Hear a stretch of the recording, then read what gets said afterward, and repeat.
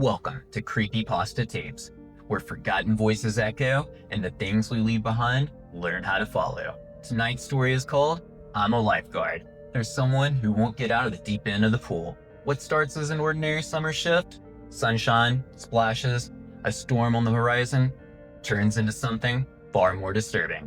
Because when the whistle blows, most people listen, but sometimes the ones who stay behind were never supposed to leave in the first place. So grab your flashlight, double lock the door, and whatever you do, don't look down into the deep end. Chapter 1. The Warnings in the Sky.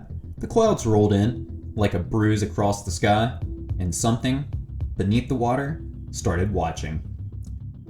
You start thinking you've seen it all as a lifeguard: crying kids, sunburnt parents, the occasional idiot trying to cannonball into the shallow end.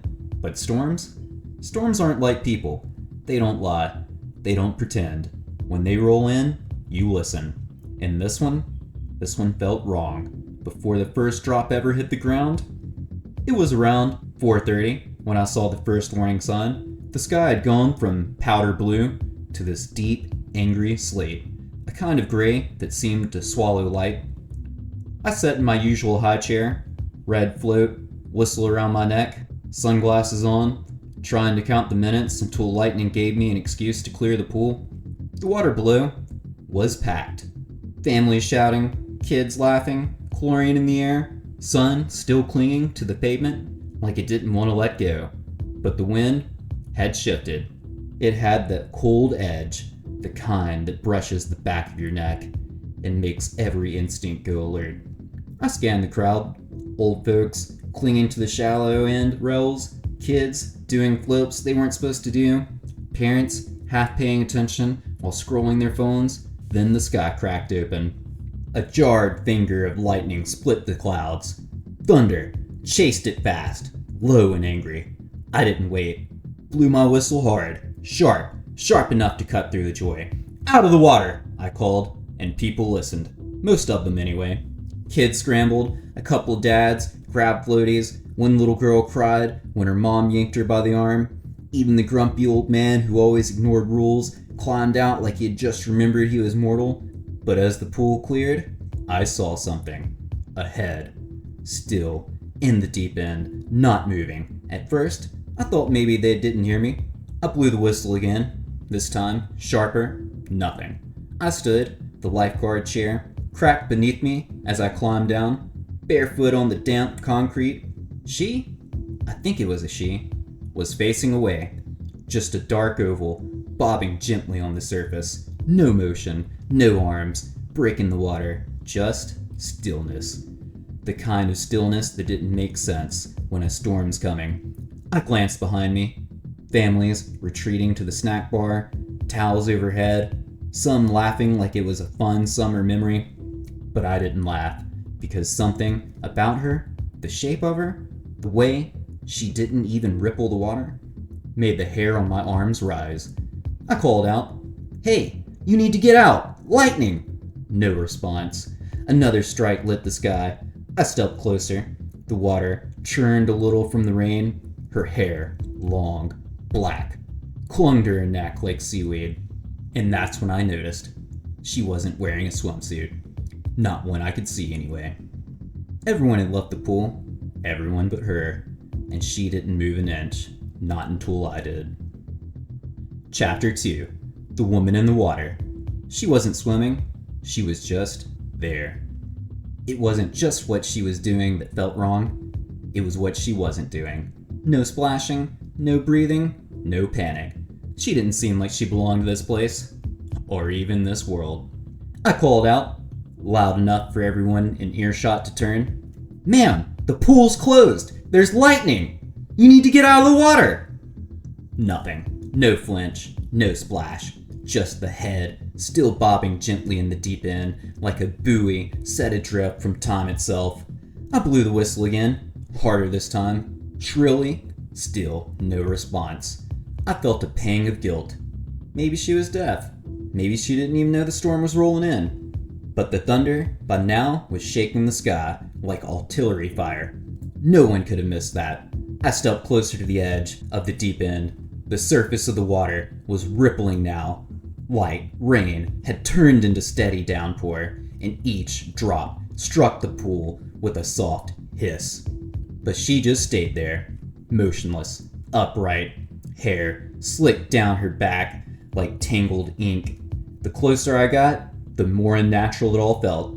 The way she hovered in the water, the way her body didn't shift with the waves, the way her arms never moved, like she was treading water without effort. Her shoulders broke the surface, pale, too pale, almost bluish, like she had been submerged for days. There was no swimsuit strap I could see, just smooth, glistening skin that faded beneath the rippling water. I cleared my throat and tried again. "Hey, it's not safe! You need to come out, now!" Nothing. No blink, no breath. I took another step forward, and something deep inside of me, instinct, gut, animal panic, screamed to turn back, run, leave it, but I didn't, because I'm a lifeguard. That's my job, to make sure no one dies on my watch, even the ones who look like they already have. I turned around, ready to call to Drew, the other lifeguard, for backup, and that's when everything changed. The people were gone. All of them. The kids, the family, the sound of the snack bar, the normal sounds of summer, erased like chalk in the rain. The air had gone still. The umbrellas around the patio flopped limply. The wooden deck looked rotten, like it hadn't been used for years. And the pool? The pool was black, not dark. Black, opaque, and gleaming like oil in the storm light. I blinked, and when I turned back to the deep end, she was gone. Just ripples, as if she had never been there at all. Chapter 3. Abandoned. The pool was empty, but not the way it should have been. Public spaces aren't meant to be still. Even after hours, there's an echo of footsteps, laughter, splashes fading into memory. But this wasn't stillness. It was like something had erased the presence. I turned back to call for Drew, but the words caught in my throat. The pool had changed. No laughter, no lifeguards, no kids crying about getting out too early. Just nothing. The umbrellas were shredded, bleached gray by time and wind. The picnic tables were cracked and splintered like they hadn't been touched for years. Even the concrete beneath my feet looked darker, stained, cracked, like rot had crept in when no one was looking. And the water? No longer that chlorine clear blue. Now it was murky, greenish black, like a pond that hadn't been filtered in years. I blinked once, twice, hoping it was a trick of the storm, of the rain, distorting my vision. But the storm was gone. No more lightning, no more thunder, just heavy silence that pressed against my skin like wet wool. And the woman? She was gone. No splash, no ripple, just a disturbance in the water where she had floated moments ago, like something had pulled her under. I stepped back from the pool's edge, heart hammering. I scanned the water, trying to make sense of it. No bubbles, no shadow, no sun. I didn't know what scared me more, that she might still be down there, or that she might not be. The whole world had tilted sideways, and I felt it in my spine. The part of your brain that screams when something shouldn't be real, but is. I turned, bolted for the pool gate, shoeless, heart racing, lungs tight with panic, but halfway there, I saw her, climbing out of the shallow end, step by step, coming for me. Chapter 4. The Chase. She didn't swim towards me, she climbed. Some monsters crawl, not because they're slow, but because they want you to see them coming, to make sure you feel every second of it. I turned to run. I didn't even think. I just moved. But something made me glance back. She was climbing out of the shallow end, not like a swimmer, like something pulling itself from a grave. Her arms dragged her body up the pool steps, slow, deliberate. Her long, black hair hung like seaweed over her face, plastered against her chest. The rain streaked off her skin in strange ways, like the water didn't want to touch her anymore. Her skin was the color of candle wax, so pale it looked translucent. She glowed, faintly, like something lit from beneath the surface of the world. She stepped onto the concrete with a wet squelch, and then she started walking towards me. I didn't breathe, didn't blink, couldn't even scream. I was frozen, trapped between her and the chain link fence behind me. There wasn't enough space to get around her, and running the long way around the pool, that would just give her more time. But she didn't run, she didn't rush, she just stared. Black eyes, no whites, no colors, just pits, like something into a well with no bottom. Her mouth was slightly open, as if she wanted to say something, but couldn't remember how. Or maybe she just didn't need to. Each step she took echoed, even though the storm was roaring now, even though the rain was pouring hard enough to blur my vision. I could hear her footsteps. I backed into the fence, gripped it with my shaking fingers. She was almost within arm's reach, so I climbed. Barefoot, I jammed my toes in the chain link gaps, pulled myself up like a trapped animal. I didn't dare look back again, not until I was halfway up. But when I did, I saw her. Closer than I expected. Too close. Unnaturally close. 15 feet away. Then 10. Then 5. Like she was skipping in between. Like distance didn't apply to her. I scrambled higher. My ankle slipped once. Hands bleeding from the sharp wire. But I climbed. And then a cold hand wrapped around my ankle. Not grabbing. Not yanking. Just holding. Like she wanted me to know I wasn't going anywhere. Chapter 5. The Fence. I made it halfway up the fence, then the cold hand grabbed my ankle. There's something primal that kicks in when you feel it, not just think it, but know your prey. Your heart stops asking, "What's going on?" and just screams, "Run!" But when the thing chasing you doesn't move like anything natural, you start to wonder if running was ever even an option. I don't remember making the decision.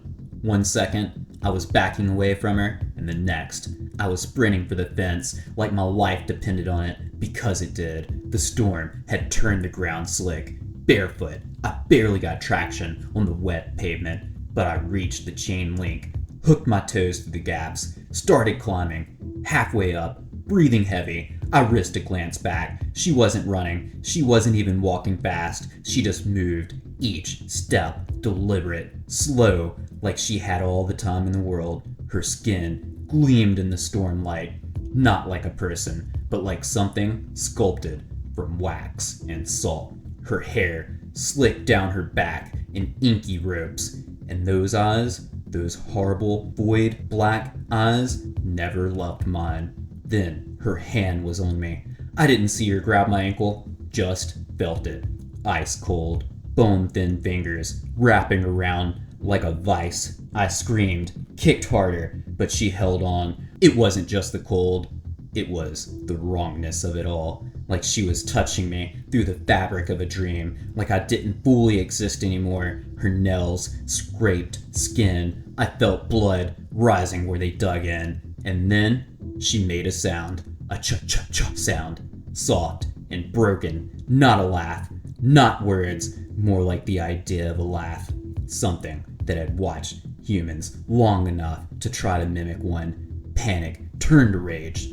I kicked again, and this time I broke free. I scrambled the rest of the way over the top of the fence and threw myself to the ground. Landed hard. My side hit the pavement, knocking the breath out of me. I curled, gasping, heart pounding like a drum in my ears. Then everything shifted. The air smelled like chlorine again. The hum of the conversation returned. Laughter, splashing, shouting. I looked up, and the pool was back. But I was still on the wrong side of the fence, and something inside of me felt changed. Chapter 6. Back to normal? People were everywhere again, but something wasn't right inside me. Reality had returned, or something close to it, but my body still held on to terror. Like my bones remembered a version of events that no one else seemed to share. I opened my eyes to the sound of splashing, laughter, footsteps, the scent of sunscreen and chlorine. I was laying beside the pool, on the concrete, soaked, dazed. For a moment, I thought I'd dreamed everything. The storm, the woman, the hand on my ankle, but then I sat up, and pain jolted through my side like a spike. My ankle throbbed with dull heat. I looked down and saw faint, crescent-shaped indentations around the bone. Not imagined, not a dream. "Hey man, you okay?" I looked up to see Drew, my fellow lifeguard, standing over me with a raised eyebrow and a half-eaten granola bar in hand. I think I fell," I croaked. "Hit my head on something." He helped me up, brushing gravel off my back. "What time is it?" I asked. He checked his watch. 5:23. An hour. It had been about 4:30 when I blew that whistle for lightning. I'd lost almost an hour. Everything around me looked the same as before. The umbrellas were upright. The water was clean. The families were back. As if nothing had ever happened. As if that rotten, abandoned version of the pool had been overwritten. I scanned the pool, searching for that woman. The thing in the water. Gone. Drew didn't notice anything strange. None of the swimmers had seen anything either, out of the ordinary. No missing time, no blackout, just me. And yet my body told a different story. A weight settled deep in my gut, a knowing, the kind of feeling that doesn't come from facts, but instinct.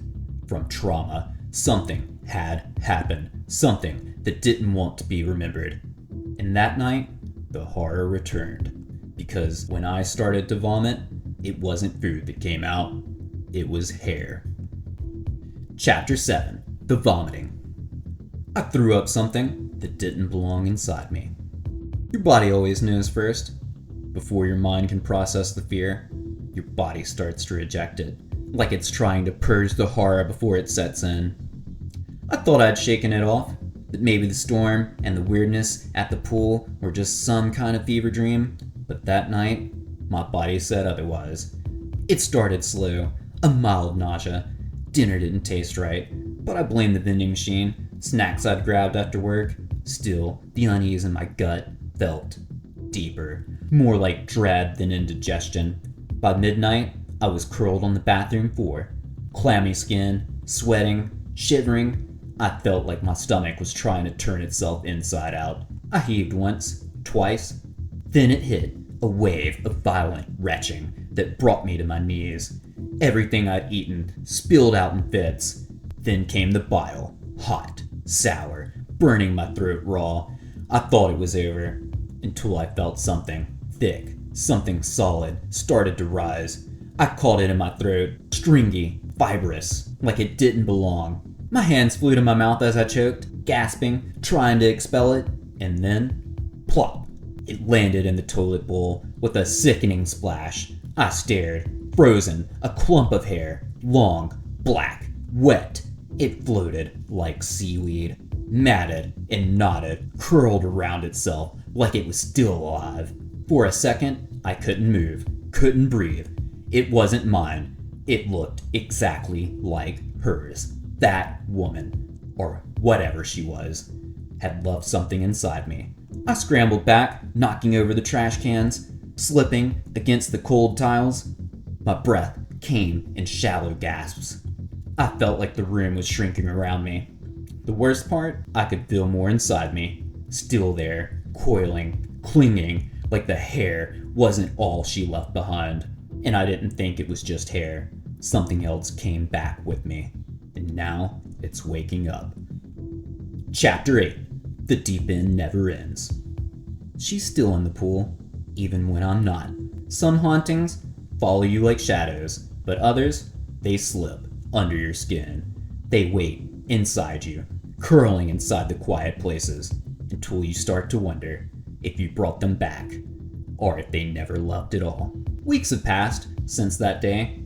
I've left the pool behind, quit the job, burned the uniform, but no matter how far I run, I still feel wet. At night, I hear water splashing from the bathroom, dripping in the walls, always rhythmic, always timed, like breathing. I've ripped the drain open 3 times now, snaking it, bleaching it, but somehow, every time I close my eyes, there's more hair in the sink. Long, black, familiar. The first time it happened, I told myself it was just stress, maybe a prank, maybe mold. But then, I looked into the mirror. The reflection shimmered, just a ripple, like someone had tossed a pebble into a still pond, and for a moment, just 1 second, the image staring back at me wasn't mine. Not quite. Same face, same eyes, but they weren't looking at me. They were looking through me. I tried to tell people, Drew says I had a heat stroke. My doctor ran tests. Everything came back clean, except the nightmares. Every dream ends the same. I'm at the deep end again, but this time, I'm not watching her. I am her. Her hair floating around me, eyes open, underwater, waiting. Sometimes I caught a glimpse of her in the corner of my eye, a reflection in the microwave door, a pale figure standing behind the fogged glass of the shower. When I turned, there is nothing there, but that's how she works. Quiet, patient, wet. They say water holds memories. I think it also holds presence. And whatever was in that pool, it left a piece behind, or maybe took one of me with it. Now, I stay away from the deep end, but sometimes, when the light hits the water just right, I see her again. Hair drifting, mouth open, waiting, not at the bottom, but just beneath the surface, like she never really left.